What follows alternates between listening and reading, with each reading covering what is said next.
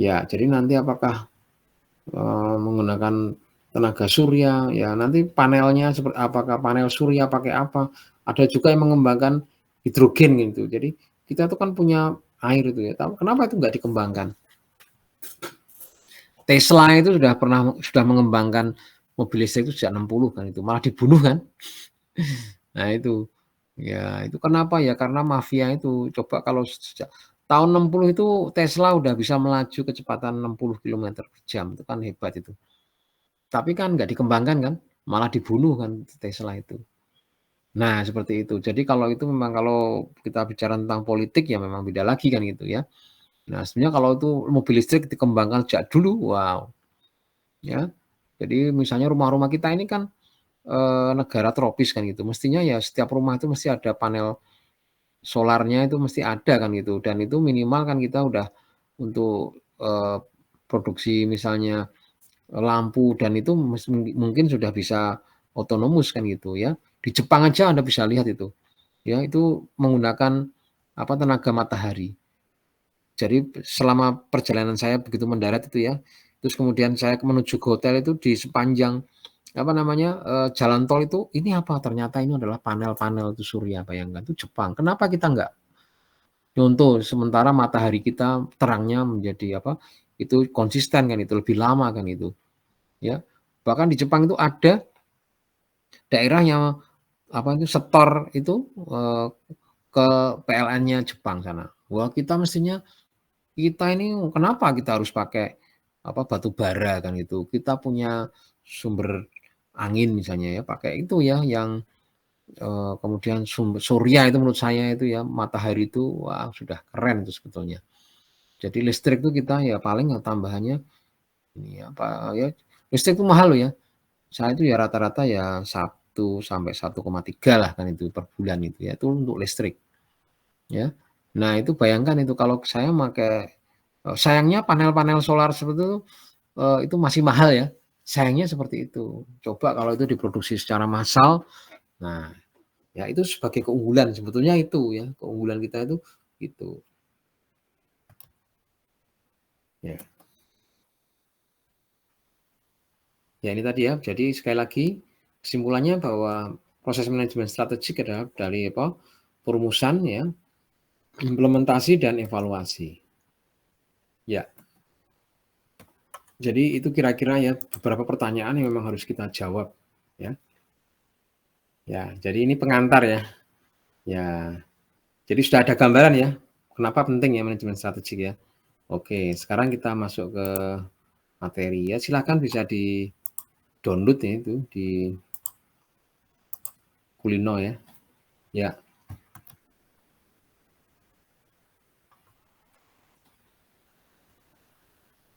sudah kelihatan? Iya, Ya, Pak. The Nature of Strategic Management ya. Ya, menurut saya ini akan ke depan justru manajemen strategik ini akan menjadi semakin apa ya?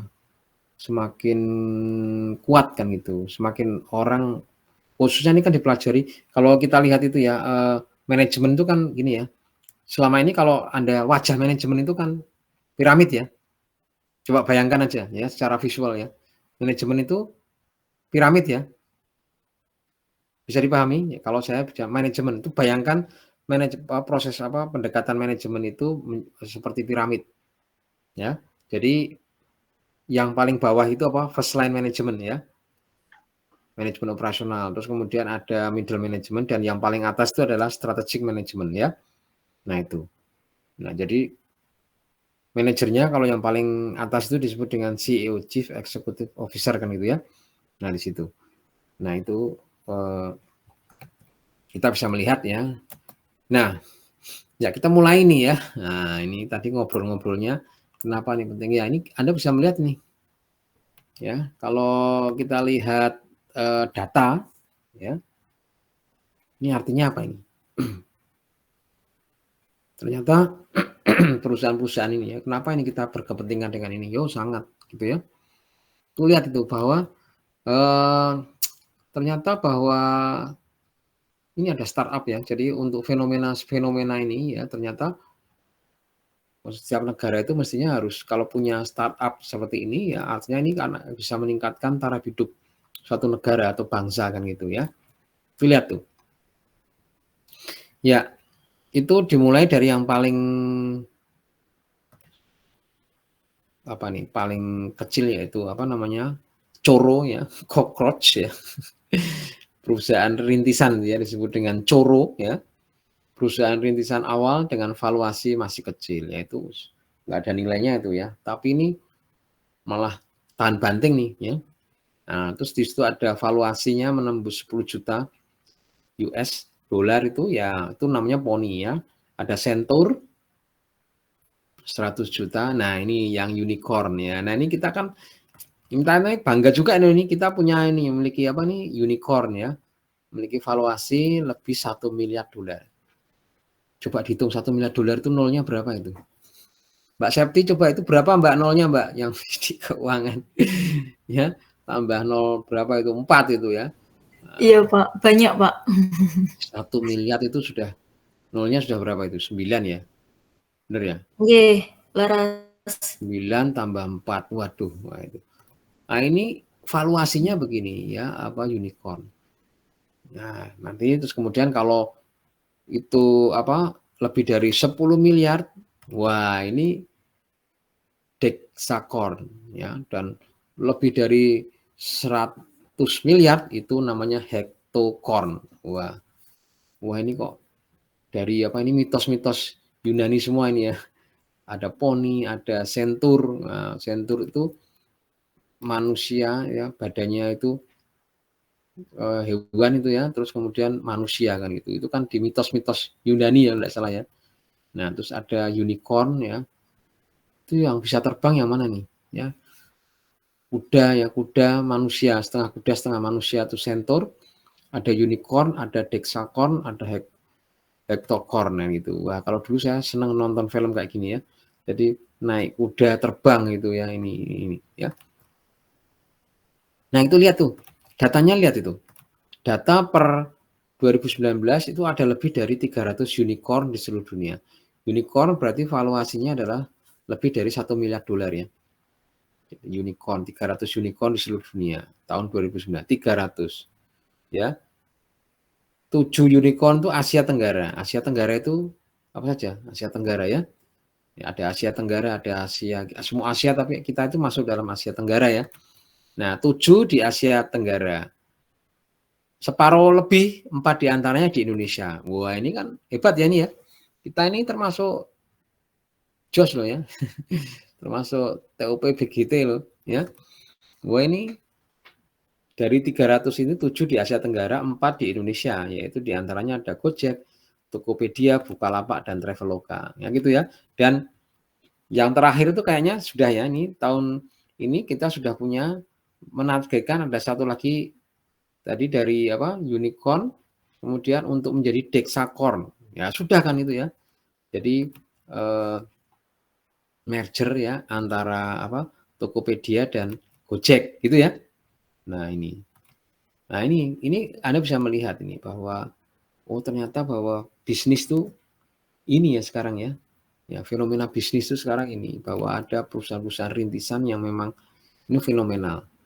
Ya semakin kita punya banyak ya perusahaan-perusahaan yang valuasinya di atas 1 miliar dolar, wah ini kita akan tentunya akan secara ekonomi ya itu akan meningkatkan kesejahteraan kan gitu ya seperti itu ya. Nah ini berapa data yang sudah kita rekam ya. Ini ada beberapa strategi-strategi yang sudah dilakukan ya, yang bisa mencapai yang namanya keunggulan bersaing yaitu antara Tokopedia dan Gojek ya. Nih. Kemudian ada BRI Syariah, Mandiri Syariah menjadi Bank Syariah Indonesia ya. Sementara itu media sosial juga semakin ramai ini ya. Semakin hari menjadi suatu platform ya kendaraan ya di bisnis kan gitu. Jadi sekarang di dunia bisnis kayaknya dia sudah punya ini ya sosial media bahkan tuh yang official kan gitu ya. Nah ini bukan lagi yang gratisan kan gitu ya, tapi ini memang membantu banget ya bagaimana misalnya Instagram ya, kemudian ada apa, Facebook kan gitu ya, terus kemudian ada WhatsApp dan lain sebagainya, sosial media yang bisa dipakai kan gitu ya. Nah, kemudian di situ ada ya ini lagi sekarang apa, live streaming. Wah, ya dulu nggak bisa membayangkan ya, TikTok tuh ya, bahkan Facebook aja sekarang dengan adanya TikTok. Dulu sebelum ada TikTok tuh saya, wah Facebook ini kayaknya nggak bisa, apa, masih bertahan sampai kapan nih, wah kayaknya nggak bisa turun kan gitu, kayaknya ini susah gitu, Facebook hebat gitu. Saya dulu pernah berpikir gitu ya, tapi kemudian ketika ada TikTok, wah N ya, langsung N kan gitu ya. Nah, bahkan itu sahamnya bisa sampai turun 30% tuh itu ya. Facebook yang sudah bermetaforse menjadi meta gitu ya, itu ternyata juga tidak bisa menghalangi ya, membendung ya TikTok ya. Sempat kemarin itu gonjang-ganjing TikTok ya, akhirnya tapi sekarang kan sudah mulai nganu lagi kan itu ya. Nah, ini TikTok ya. Ini nanti setelah itu live streaming ini ya. Ini sekarang Shopee ya sudah mulai juga kan itu. Nah, ini nanti setelah ini apalagi kita juga nggak tahu ya. Dengan teknologi 5G yang sekarang sudah ada ini juga nanti teknologi ke depan itu seperti apa kita juga nggak tahu ya. Anda bisa bayangkan ya, 5G itu nanti kayak apa itu nanti cepatnya. Itu katanya konon dari 4G ke 5G itu kecepatannya 1000 kali cepat. Ya, gimana itu? Anda bisa membayangkan ya itu 5G. Ya. Bahkan secara hipotesis itu nanti ada apa 8G, 10G itu koyo apa itu nanti. Saya tidak bisa membayangkan tuh nanti ya, platform bisnis tuh nanti ya. Wah, semakin apa nanti nyaman ya itu. Maka nanti seperti teknologi seperti hologram ya dan lain sebagainya itu akan memungkinkan. Kenapa ya? Karena kecepatan internet semakin cepat kan gitu ya. Ya, ini saya aja barusan ganti ini provider internet, tadinya 50 MB sekarang 150 kan itu ya. Nah, kalau saya ngajar itu ya beberapa kali keluar sendiri gitu ya. Wah, gini ini saya tiba-tiba kan enggak tahu ya, ketika saya presentasi kan enggak tahu, tiba-tiba terus saya ditelepon, "Pak, Bapak keluar." Gitu ya. Akhirnya saya cari internet nih ya, dapat nih yang 150 MB, lumayan kan itu. Mudah-mudahan ini stabil kan itu, ya. Sebetulnya kalau mau stabil ya saya harus pakai LAN gitu sebetulnya ya, tapi ini pakai WiFi gitu. Ya, dapatnya sih nggak 150 tapi lumayan daripada yang kemarin ya, cuma 50 ya. Ya, jadi ini adalah beberapa fenomena bisnis yang harus kita lihat. Jadi ini adalah keadaan eksternal yang memang harus kita antisipasi. Jadi nanti apakah itu industri itu menarik atau enggak. Jadi kalau kita mau ya ini kan bisnis ya, bisnis landscape bisnisnya ini kan berubah ya ketika kita di industri mana kita ini. Jadi industri itu menarik atau enggak itu akan kita lihat ya. Nah, jadi kalau sudah pakai itu fully apa teknologi begitu ya, nah kita nggak menggunakan ya pasti akan ketinggalan ya, pasti akan ditinggal. Tinggal nunggu waktu saja. Ya. Ya, saya nggak tahu nih surat kabar ini saya sudah lebih dari 3 tahun nggak baca surat kabar gitu. Ya seperti Suara Media Kompas yang bentuknya paper itu ya. Ya anak-anak sekarang apalagi sudah nggak zamannya lagi kan itu. Nah ini sampai kapan nih ya? Kayaknya nanti kalau sekarang ada itu mungkin ya sebentar lagi itu dia pasti akan punah gitu ya. Toko buku ya itu, toko mainan e-toys itu sekarang juga sudah tutup tuh, sekarang udah berganti ke marketplace semua kan itu. Nah ini kan suatu fenomena bisnis ya, jadi bisnis landscape sudah berubah kan gitu. Maka bagaimana kita bisa mengambil keputusan yang pas. Nah itu yang menjadi sangat penting ya. Ya, ini terus kemudian ini ya bahwa ini juga adu strategi dan adu teknologi. Ya sama-sama mobil listrik tapi kan ini kan beda ini ya. Jadi antara Toyota dan Tesla ini ya tinggal Anda mau pilih kan itu, mau pakai yang mana nih? Anda mau mengikuti yang Toyota Wish atau Tesla ini beda ini sama-sama. Jadi kalau Tesla itu ya mobil tapi dia itu kayak smartphone kan gitu ya. Jadi tapi kalau yang Toyota itu ya mobil cuman anunya listrik kan gitu ya. Ini kan beda banget ini ya. Nah, Kalau Tesla ini dia di manufacturing-nya dia sudah menggunakan mungkin fully robot kan gitu ya, robotics kan gitu. Ya, tapi kalau Toyota ini kan memang perusahaan-perusahaan yang yang sudah mapan begitu ya, dia memang mulai dari itu dia bener-bener di planning-nya kan gitu. Sementara Tesla ini perubahan itu ya anytime kan gitu. Kalau Toyota nggak bisa begitu, ya. Ya ini sama-sama menghasilkan mobil tapi kan beda ini, strateginya kan beda kan gitu. Ya tinggal pilih yang mana. Gitu ya. Belum lagi dari Cina itu ada merek BYD itu ya. Wah, ini juga siap untuk head to head dengan dua ini ya. Ada BYD ya, Wuling juga udah masuk dia. Sementara yang lainnya enggak bermain di EV, Wuling udah main duluan kan itu ya. Sudah jadi ekuitasnya kan udah mulai naik kan itu. Sementara yang lain malah mengembangkan hybrid gitu ya. Padahal kalau hybrid itu kalau di macet-macet gitu ya, atau kita sering keluar kota ya itu enggak begitu signifikan kan itu ya. Kenapa kok enggak mobil listrik sekalian kan itu, malah milihnya hybrid kan itu. Itu kan keputusan-keputusan strategis juga kan gitu ya. Nah, ini perbedaannya nanti bisa dilihat. Ya, ini juga dilihat sebagai pengambil keputusan di tingkat strategik, data-data ini menjadi sangat penting. Ya, ekonomi digital ya. Terus kemudian tren pengunjung e-commerce ya, kemudian transaksi e-commerce ya.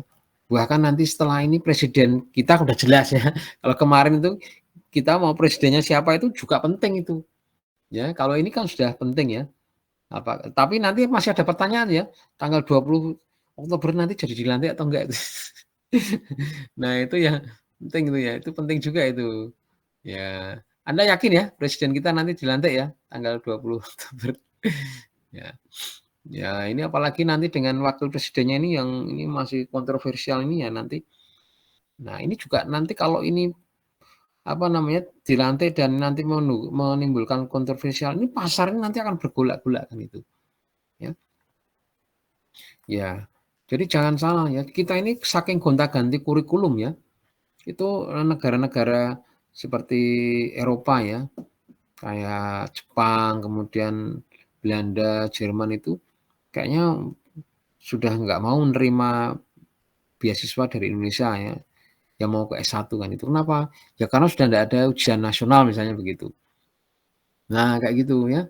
Nah, ini kan kita harus punya keunggulan sebetulnya. Lah, kalau kayak gini gonta-ganti kebijakan, ganti-ganti kurikulum ini kan nggak menguntungkan kan gitu ya. Nggak bisa menciptakan keunggulan kan gitu. Ya. Sementara kita ini kan mahasiswa kita ini kan biasa kalau ngambil SKS-nya kalau S1 aja 144 kan gitu ya. Saya dulu lulus S1 itu 160 zaman saya, kalau sekarang 144 ya. Kalau S2 ini 42, 41, tapi sekarang kurikulum baru ini ya, ini adalah 54 kan itu. Anda nanti lulus dengan kurikulum 54 ya. Enggak tahu nanti ganti menteri nanti ganti lagi enggak itu nanti, enggak tahu ya. Nah, mudah-mudahan enggak. Nah, ini kita sebagai pengambilan keputusan di tingkat strategis kita lihat nih bahwa ekonomi digital ASEAN itu valuasinya lihat ini, itu bisa mencapai 330 miliar. Wah, ini angka yang spektakuler ya. Sektor penyumbang terbesar ekonomi digital ASEAN. Ya, di situ ada e-commerce, ada travel, ya, terus ada transportation, ya, ada media online. Nah ini, maka kita bisa melihat ini. Jadi industri yang menarik itu yang mana ini? Oh, kita di mana itu? Terus kemudian ekonomi digital RI terbesar di Asia Tenggara. Lu lihat nih, dulu 10 tahun yang lalu ketika saya dipanggil, misalnya di beberapa perguruan tinggi begitu, kalau saya ceramah itu kita ini yang namanya ekonomi digital kita ini masih ketinggalan dengan tetangga-tetangga sebelah gitu. Tapi sekarang kita udah melampaui kan itu mereka kan gitu. Kita sekarang luar biasa. Ini lihat nih. Sampai tahun 2030 kita tuh masih leading. Ya. Terus kemudian tren pengunjung e-commerce itu juga semester 1 ini juga oke nih ya. Lihat nih Shopee nih kokoh di puncak ini ya oke nih. Artinya ini menjadi platform kan gitu ya. Transaksi e-commerce konsumen usia tua terus meningkat. Nah, ketimbang Gen Z dan milenial. Jadi ternyata ya kalau Gen Z itu udah, tapi ternyata generasi seperti saya itu ya usia-usia tua itu ya itu terus meningkat kan gitu. Itu artinya apa? Bahwa literasi itu sudah semakin hari semakin baik kan gitu ya. Dan generasi tua itu kan punya duit kan itu ya. Ini malah menyumbang nanti ya kuenya menjadi semakin besar. Ya kalau ini apa nih data box-nya tentang apa nih? Ini juga penting nih, keamanan digital juga semakin hari juga semakin baik ya. Ya, pilihan metode pembayaran ini juga penting nih. Ya, lihat metode pembayaran ini kan OVO nih. Sekarang kalau Anda terlibat dalam suatu industri begitu ya, jasa atau Anda jualan itu suatu produk itu kalau nggak menawarkan ini pembayaran ini kayaknya nggak menarik nih ya. Minimal kris kan gitu ya. Ini nggak menarik nih ini ya. Nah, GoPay ada tunai, ya tunai masih 6,8 nih ya. Artinya wah ini OVO memimpin ini ya. Dompet pembayaran online itu ini OVO ya, Klik BCA, ATM juga masih tinggi ya. Tapi lihat nih OVO, Dana, GoPay lumayan gitu ya. Nah, nanti bisa jadi kita seperti Cina ya. Nggak ada yang namanya uang cash. Ya, semua nanti sudah cashless kan gitu. Ya. Nanti orang minta-minta di jalan itu ya nanti pakainya barcode itu. Pak nyuwun Pak gitu ya. Itu pakai mana? Pakai barcode ini. Nah, tinggal itu pakai teknologi kan itu ya. Nah, kita bisa melihat nih bahwa ini pembayaran online ya. Saya kalau di warung itu saya lihat tuh ada barcode-nya enggak gitu. Kalau enggak ada ya saya pindah kan gitu ya. Mau kan saya udah terbiasa nggak pakai cash kan gitu. Nah, apalagi generasi-generasi anak-anak ini, mereka tuh belas itu nggak bawa cash. Ya, terus kemudian juga proporsi responden terhadap kemauan melakukan langkah keamanan digital ini. Hati-hati ya. Kalau sekarang sih lumayan gitu ya, bahwa ini dulu saya tadi bilang ya 10 tahun lalu kenapa kita ini kok masih di bawah Malaysia dan lain sebagainya itu bukan apa-apa karena masalah yang namanya keamanan ya, security kan itu ya. Kita ini dulu nggak aman kan itu ya, bobol kartu kredit ya gampang kan itu ya. Ya saya tuh pernah tuh ya kartu kredit saya dibobol kan itu ya. Jadi untungnya saya langsung laporkan gitu dan diproses akhirnya dikembalikan. Itu waktu itu berapa 15 juta gitu. Nah, terus dan itu pelayannya bagus itu ya, salah satu bank itu saya telepon ini saya ada oh ya Bapak langsung Bapak membuat pernyataan aja tanda tangan basah kalau kirimkan bahwa ini bukan saya gitu. Selesai kan itu ya. Nah, ini rentang hati-hati. Ya. Maka ini hati-hati ya. Virus ya pakai aplikasi ya, undangan apalagi itu. Saya kalau ada gambar itu nggak dikenal begitu, burem itu nggak saya klik, hati-hati. Ya langsung saya del. Kan gitu. Beda dengan Pak saya ini ya itu kan berarti kan mahasiswa saya atau apa gitu. Begitu ada foto nggak ada burem itu jangan diklik ya, hati-hati. Nah ini bahkan yang namanya apa ini cloning itu persis tuh yang biasanya klik BCA itu hampir persis itu ya. Hati-hati, maka hati-hati ya supaya ini ya keamanannya itu bisa terjaga. Ada spam dan lain sebagainya, virus ya, backup. Nah ini matikan share location ya. Nah, membuat password aman ya. Passwordnya mosok kelas kementerian 123456788. Tahu enggak kemarin itu ya, hacker itu mosok passwordnya kok 123456788 itu mesti yang operasikan wis tuwek-tuwek itu ya. Iya enggak? Iya, ya mestinya kan ya kombinasi antara besar kecil karakter kan gitu ya, huruf besar kalau perlu ya huruf itu besar kecil itu ya. Ora meng 123456788 kuwi mesti wis meh pensiun itu mesti ya. Supaya gampang inget-inget gitu ya. Ya 1, 2, 3. Wah masa sekelas menteri kementerian gede gitu masa password-nya kok ya 1, 2, 3, 4, 5, 6, 7, 8. ya. Nah ini, ya ini kita bisa melihat ya, apalagi kayak ini kemarin ya ada ribut-ribut seperti ini ya. Nah rangkanya ini kalau bukan Honda sudah habis nih ya. Tapi bagaimana Honda ini bisa mengantisipasi apa namanya kasus seperti ini ya. Nah ini kan beda dengan kasusnya beda dengan DFSK kan itu ya. DFSK itu mobilnya nggak kuat nanjak udah habis kan gitu ya. Nah tapi ini Honda punya rangka ESAF itu gagal itu ya sampai patah ya, itu ya akhirnya ya tetap oke kan gitu ya. Ya karena mereknya udah kuat nih ya. Salah satu keunggulan strategisnya adalah punya brand yang kuat. Itu salah satunya. Ya. Nah, itu maka brand menjadi salah satu keunggulan kompetitif, mengembangkan. Jadi apa namanya pricing kemudian strategi branding itu juga salah satu keputusan di tingkat strategik. Jangan salah ya itu ya. Nah, kemudian tema-tema ini ya, tema-tema yang kita pelajari ini nanti bisa dibaca bahwa apa yang di dalam manajemen strategik ini ada beberapa tema besar yaitu global consideration. Jadi bahwa globalisasi ini memang sudah nggak bisa kita apa nih, nggak bisa kita tolak lagi kan gitu ya. Jadi kita mau tidak mau, suka tidak suka, siap tidak siap, ya kita udah masuk kan gitu. Karena apa? Impact virtual all strategic decision. Dampaknya adalah pada strategic decision kan gitu ya. Iya, misalnya kemarin perang saja kan gitu, itu aja langsung harga saham itu ada nggak karu-karuan kan itu ya. Misalnya sekarang Israel tuh masih perangnya masih kan itu. Ukraina kemarin itu ya perang gasnya ya Eropa. Wah itu juga kemudian akhirnya sampai ke tempat kita juga kan gitu ya. Impact atau dampaknya itu adalah all strategic decision kan.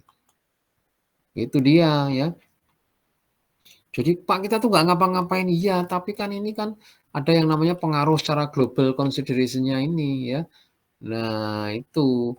Jadi ya kadang-kadang rupiah kita ini kok lemah itu kadang karena memang mata uang di tingkat dunia itu memang lemah. Kita naik itu kadang-kadang juga jadi seababan oleh itu juga kan gitu. Yang lainnya lemah kita kuat kan gitu ya. Ya, yang kedua adalah perubahan teknologi ya khususnya e-commerce ini ya. Itu adalah vital strategic management tools.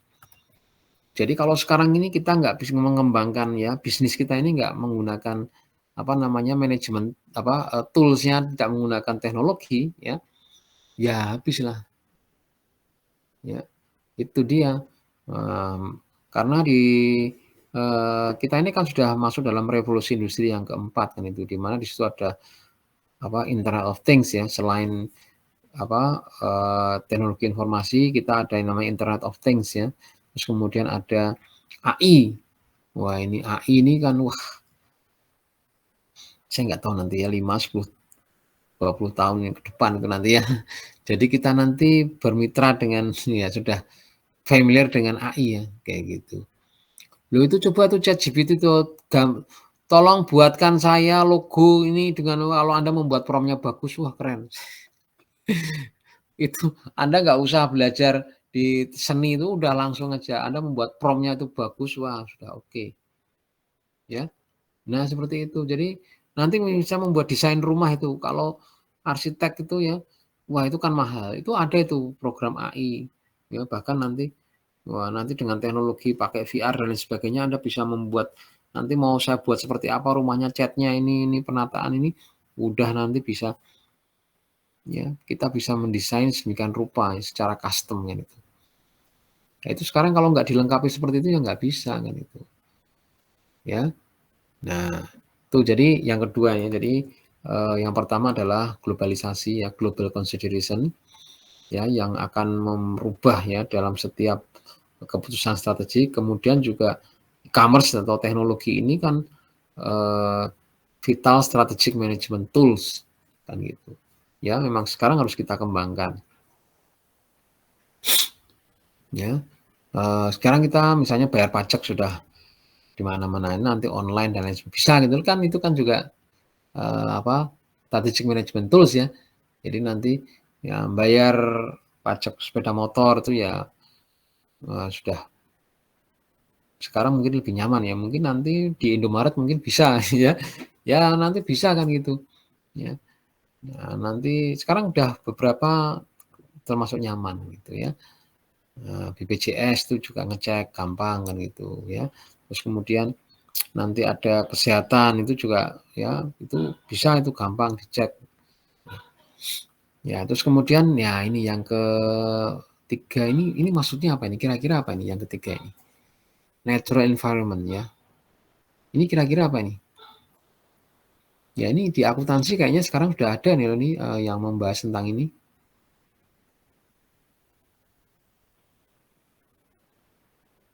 Apa ini kira-kira?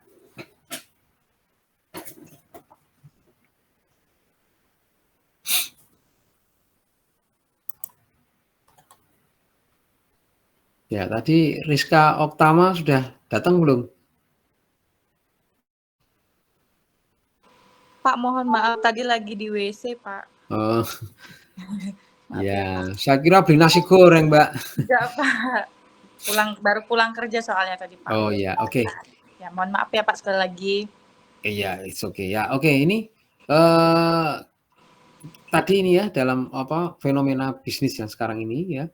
Tadi yang pertama tadi globalisasi ya, global consideration, ada e-commerce kan itu. Nah, ini kira-kira kalau yang ketiga ini apa ini Mbak kira-kira ya? Natural environment itu kira-kira apa ini? Ini kan merupakan salah satu juga di kegiatan strategik loh. Kita harus harus kita pertimbangkan ini ya. Kalau enggak nanti kita pernah loh nih di embargo gara-gara ini loh. Ya ini apa nih kira-kira ini? Natural environment. Kalau yang tadi dua udah clear ya. Global consideration udah tahu ya nanti ya. Ya nanti kalau sudah baca bukunya nanti, baca bukunya David ya.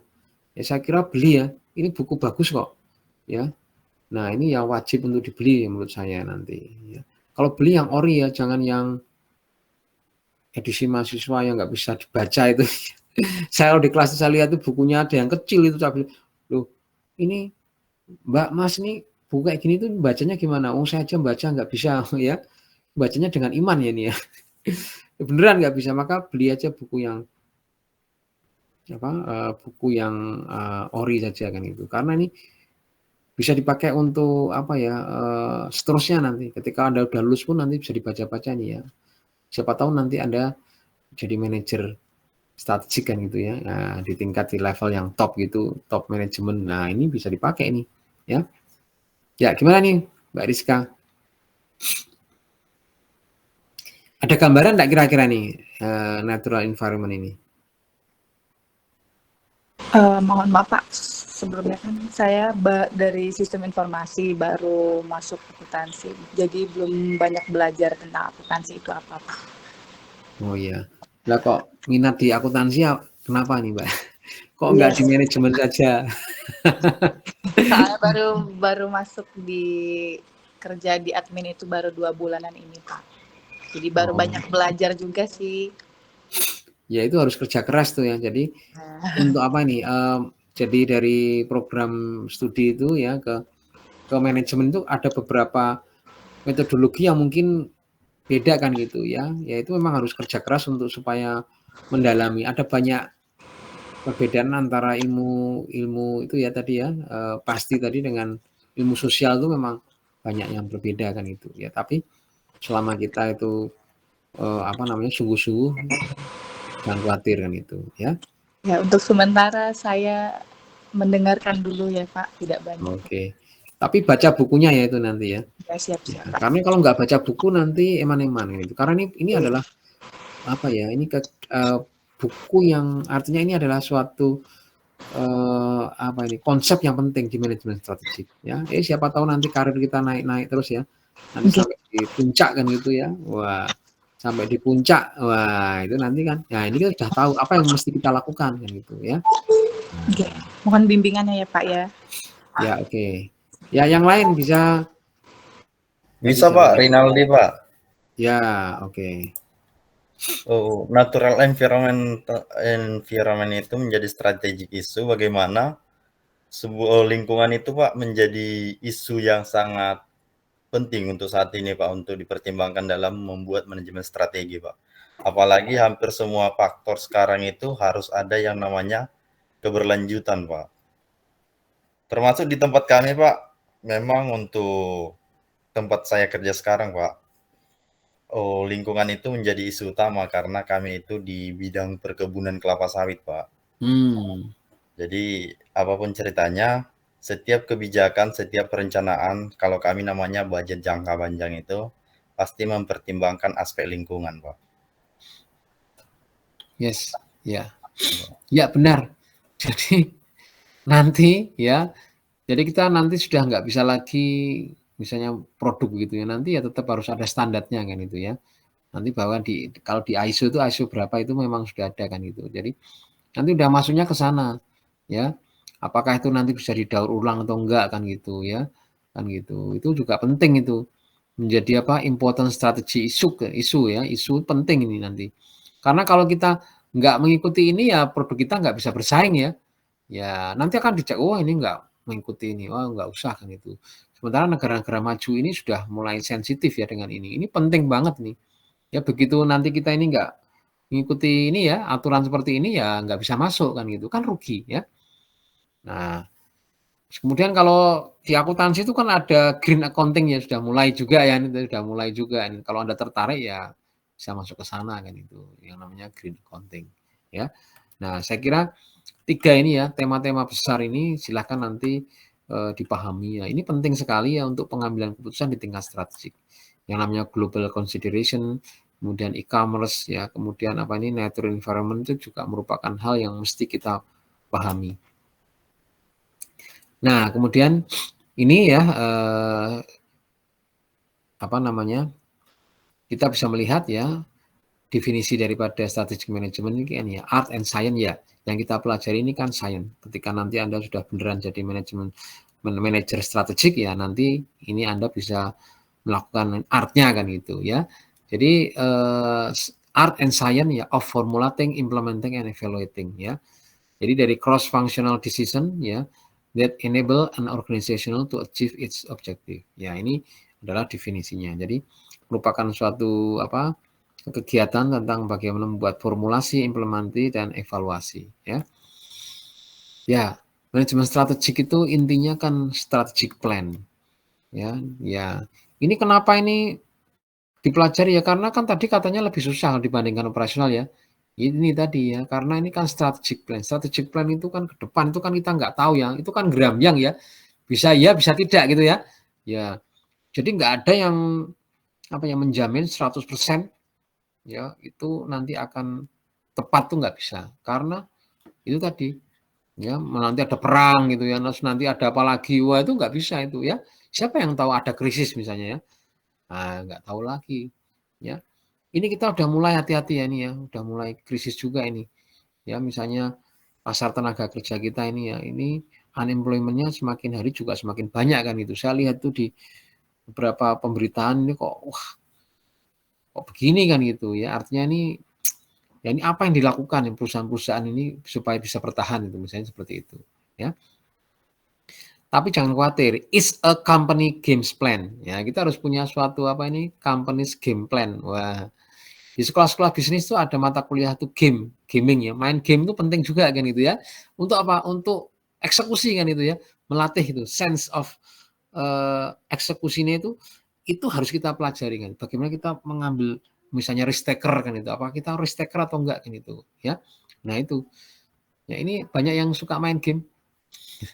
Ya ini kalau Anda udah terbiasa ini nanti kalau Anda jadi manajer itu mungkin ya ini bisa apa namanya kebiasaan-kebiasaan itu namanya sense ya bisnis sense-nya bisa begitu. Maka di sekolah-sekolah bisnis itu ada itu misalnya 3 SKS itu ya tentang game itu dipelajari bagaimana game itu kan ya bagaimana menghadapi lawan kan itu supaya kita unggul kan sebenarnya supaya kita menang kan gitu ya.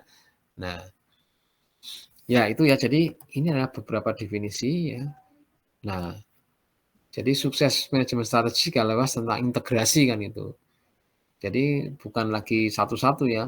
Nggak ada lagi yang namanya konflik of interest antara finance dan marketing misalnya. Wah, nggak ada lagi ya. Kalau dulu itu kan klasik ya antara finance dan marketing dan production ya, keuangan ya itu. Kayaknya keuangan nih yang mesti anu ya, yang menimbulkan ya antara keuangan dan marketing, keuangan dan produksi ya, keuangan dan wah ya ini kan itu ya. Nah ini itu mestinya sudah nggak ada lagi kan itu. Ya manajemen strategik itu memang sudah ya ini. Jadi kalau mau bicara tentang anggaran ya sudah terpadu kan itu. Ya. Kalau kita sudah sepakat ya sepakat mestinya begitu. Ya. Ya. Nah, ini kesimpulannya nanti apa yang mau kita pelajari ini ya, formulasi itu kita belajar ini ya. Isinya ini ya, visi, external opportunity and threats ya, internal ya, long term, terus kemudian alternative strategies dan strategi selection ya. Terus kemudian di tahap implementasi apa yang mau kita pelajari ini ya. Ya, resource allocation itu penting kan itu. Nah, di tahap ini kan most difficult stage. Nah, ini kan makanya namanya aja yang most ya, difficult. Most-nya apa? Difficult. Ini tahap yang paling susah ini. Ya, terus nanti yang terakhir adalah strategi evaluation. Ya. Nanti lah ini mesti kan gitu. Kalau misalnya nanti nggak sesuai gimana? Ya itu ada modifikasi. Ya. Success no guarantee of future success. Iya, kita sekarang sukses sekarang tuh besok belum tentu.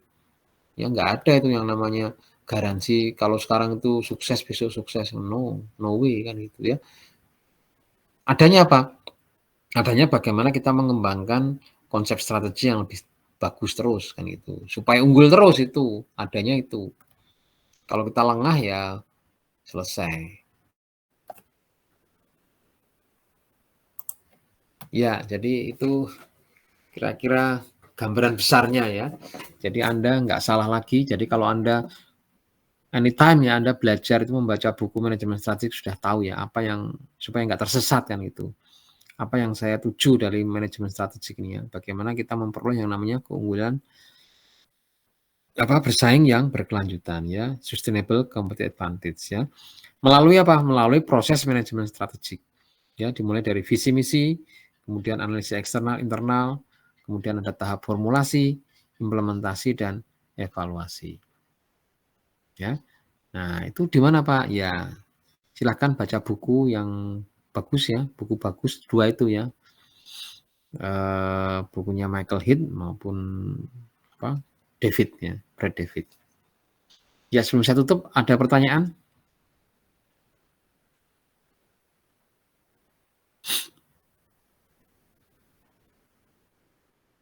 Ya.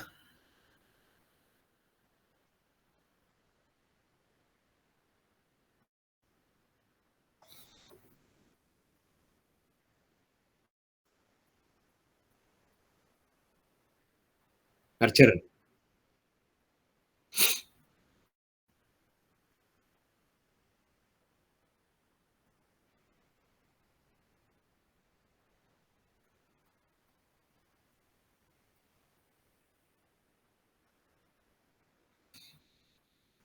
Ya itu kita bisa yang paling gampang ya kita bisa biasanya akuisisi kan itu ya. Itu biasanya bisa masuk ke sana.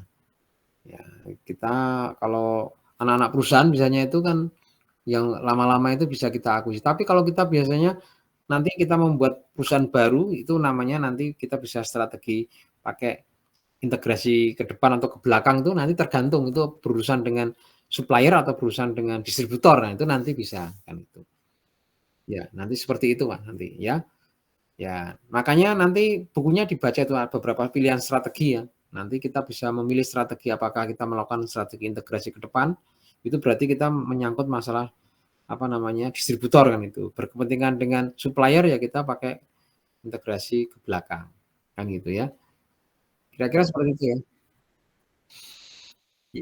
Ya, oke teman-teman ya karena waktunya juga sudah ya ini kita lumayan ya. Ya besok kalau bisa ya tepat waktu ya. Ya nanti sekali-sekali kita ketemuan di kampus ya supaya kita bisa ngobrol kan gitu ya. Nanti kalau di kampus kita ngobrol-ngobrol aja kan gitu ya. Teori-teori silakan dibaca nanti ada kasus kita pecahkan bareng-bareng kan gitu. Ya Demikian ya teman-teman, selamat malam, salam sehat selalu. Jangan lupa tugasnya ya dibuat itu ya, terus kemudian diupload ya sesuai dengan di tempatnya. Oke, selamat malam semuanya. Malam. Malam, Terima kasih, Pak. terima kasih. Terima kasih, Pak.